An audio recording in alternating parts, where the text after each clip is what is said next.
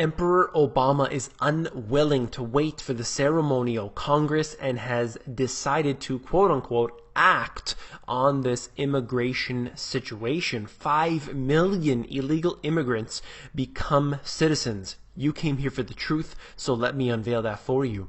This right here out of Reuters, Obama to act unilaterally on immigration, irking Republicans. Now, I don't even want to get into this false debate of the left-right paradigm. I've done a video specifically on that in the past you can check out. But right here, it is very interesting when they use the word act, because they make it seem in the mainstream media, they make it seem like Obama wants to take action, wants to help out the public, but it's that doggone Congress that is just standing in the way. You know, Obama really wants to give you that Obamacare. It's free and it wants to help you out, but the Congress, it just stands in the way of all of his actions. Well, he has decided to go around them. Let's look further into the article when it says this: Emperor Barack Obama will outline a plan on Thursday to relax U.S. immigration policy for as many as 5 million people,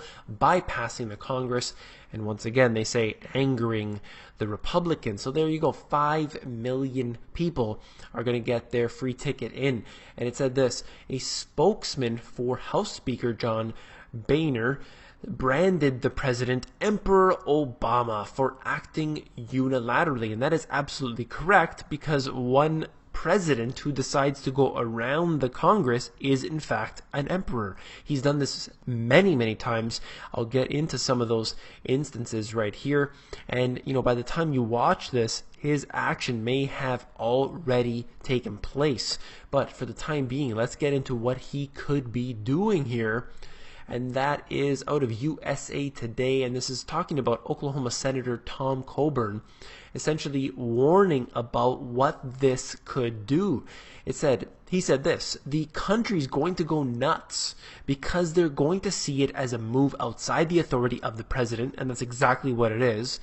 And it's going to be a very serious situation. You're going to see, hopefully not, but you could see instances of anarchy. You could see violence. Now, just for those who don't know, he's considers himself a conservative Republican that has an actual personal relationship with Obama, and actually Obama did praise him previously. So this is not exactly somebody who would sit at the other end of the table from Obama. So right here, he's saying that you could see anarchy, you could see violence, and I do suspect that there will be a backlash from this. How serious it is, we're not sure, but particularly in the border areas, you're going to have major issues, at least for that time.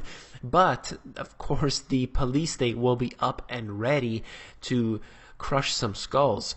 Let's look at what Senator Sessions had to say, and that's titled Obama Now Emperor of the United States. And this is actually pretty interesting to hear Senator Jeff Sessions actually say this.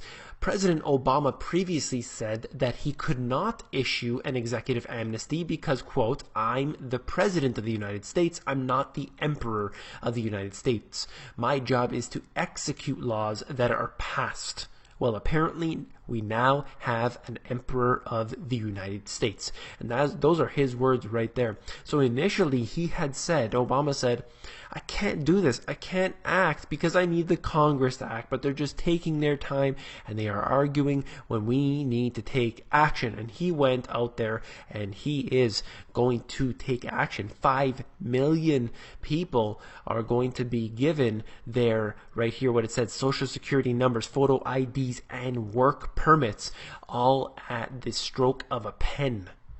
And then we have this information which just continues on. This is out of the AP, saying the Obama administration is open to limits on the duration of its military efforts in Iraq and Syria, and on the potential use of ground forces in a new war authorization against the Islamic State. And this is according to a top presidential advisor. So here they are again. First they said, we're just going to go in. It's just going to be limited. We're not even going to attack them. we're just going to send in some advisors in there, and they're going to go in and they're going to train, they're going to help the other people out there. No attacking necessary, no war necessary. But of course that escalated, and then they started to do some drone bombings as usual. Don't worry, no one's going to get hurt because we're 30,000 feet above the air, and we'll just kill people, and we will drop warheads on foreheads. That's the Pentagon's slogan, and this is what they've done. But now they've pulled the whole world in. Canada even has got into this war, and it will continue, of course. And here they are saying that they need to extend their time in Iraq. And of course the war is not over. It never was over. They had the contractors in there the whole time anyway. So whether you're using your own army or a paid army, it's all the same, really. And now they're going to have this big problem because they're going to extend their time beyond the legal allowable limit. But of course, Obama will just sign another executive order. Now, this is interesting. I talk about this. I wrote about it in my book, quoting Obama, saying this. This is in 2007 when he was running for president. "I will promise you this, that if we have not gotten our troops out by the time I am president, it is the first thing I will do.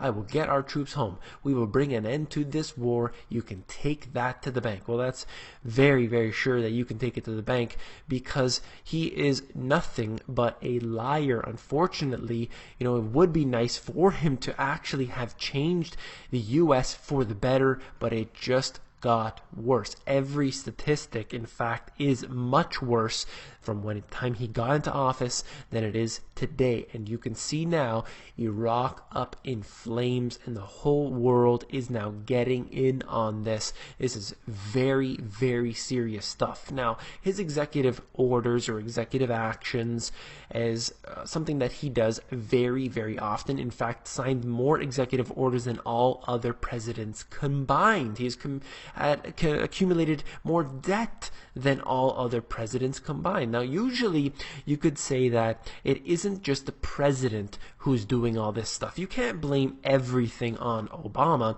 Certainly, he doesn't make all the rules, but he's trying to. If you go to this website, which will be in the description of this video, this is right from the whitehouse.gov. It shows you every single executive order that they've signed, and you can see every few days this person, this emperor, is signing new things into law. Instead of going through the Congress, why waste time with the Congress? Let me just sign it into law. It's going to be passed anyway.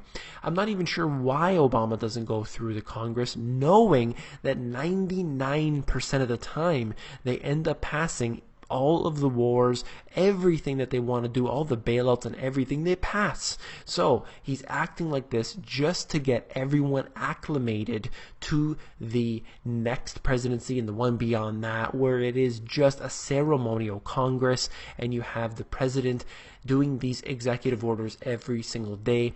You can scroll through this list and see how gigantic it is. Literally every few days he is signing something into law. Some make news, others do not. What about the National Defense Authorization Act that he signed into law, which gave him executive power to detain, torture, murder any U.S. citizen for any reason that he deemed appropriate? Now that right there is an emperor. There is no other way to say it. And speaking of emperors, speaking of kings, out of The Guardian, becoming king will not silence Prince Charles. And the reason I mention this here is just to show you what the kings and queens have done. They are ruling over our countries. Here in Canada, we have the Queen of Canada, and we have now the King of Canada when he gets put into place here. But essentially, this is going to show you that our presidents really don't do much for us in terms of protecting us.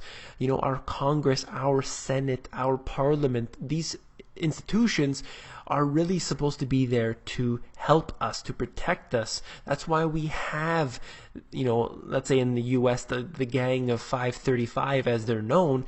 At the very least, we have a more widespread approach to this, but when you have one person acting, it is very dangerous. Now, you may think that Obama has good intentions in mind. What about the next person after that? Once you've given the authority for the president or the prime minister to act in this way, you then set that up for all future ones after that. It is a very, very dangerous proposal. And now going in the exact opposite direction, look at France. This is out of the local. France gets new power to sack the president. And right here it said heads of state in France have until now enjoyed some of the strongest legal protections in the West, only removable in cases of high treason. It's very interesting that they're going the other way. They're saying, look, we want to get rid of you if we need to. You're not an emperor, so we should have the authority to do so under the appropriate conditions, of course. This is the exact opposite of what's happening in the US, where you have maximum amount of executive orders and reason upon reason upon reason to have him out of the presidency. And of course, all that will do is put a new criminal in charge, but at the very least it sends the message that we know what they're up to, and people, not everybody, is asleep. If you found this informative, please give me a thumbs up. I appreciate all of those. I appreciate all the comments. Thank you very much. I have gotten back to almost all of my comments. I've replied to most of my emails. I'm trying to get back to everybody. There's just so much, and it's so great to read all of your comments and learn from you guys as well. You learn from me as well. This is a great system that we have set up, and I hope that this can continue for quite some time. And I would hope that you also get on the insiders, because that's where I give out all my best intel for free. That's available at themoneygps.com. You scroll down to the bottom, fill in your email address, and you get occasional emails from me with good, short, concise info.